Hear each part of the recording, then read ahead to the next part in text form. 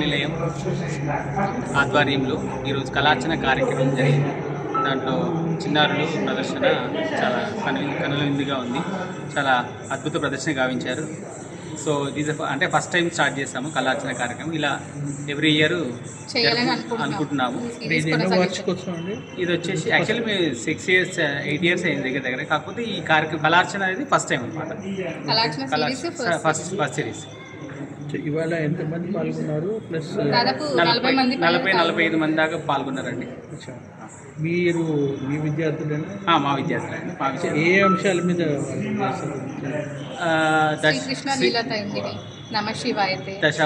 దశావతారాలు, వినాయకోత్తము, శివాష్టకము.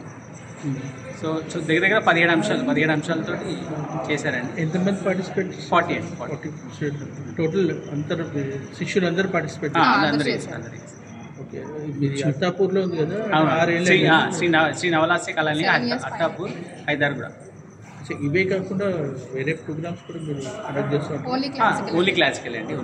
Only Kuchipudi. So ఇప్పటివరకు ఈ 6 ఏళ్లలో ఎంతమందిని తీర్చిదిద్దారు? అంటే ఒక 200-300 వరకు. సో భవిష్యత్తులో ఎలాంటి కార్యక్రమాలు చదవాలి? ఇంకా పెద్ద ఎత్తున చేద్దామని ప్లాన్ చేస్తున్నామండి. బ్యాలెన్స్ లాంటివి మంచి చేద్దామని ప్లాన్ చేస్తున్నాం.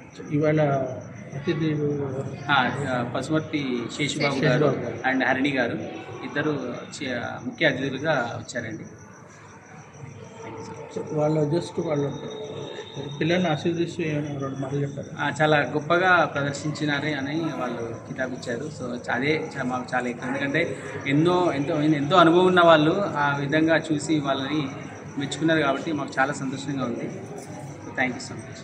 మన సంస్కృతి కళలను ప్రోత్సహిస్తున్నందుకు మీరు యాజ్ ఎ గురువుగా ఎలా ఫీల్ అవుతున్నారు? చాలా హ్యాపీగా ఉందండి. అంటే ఈ కళలను ఇంకా ప్రోత్సహించి ఇంకా ముందు తరాలకి ఇంకా గొప్పగా తీసుకెళ్లాలని కోరుకుంటున్నాను.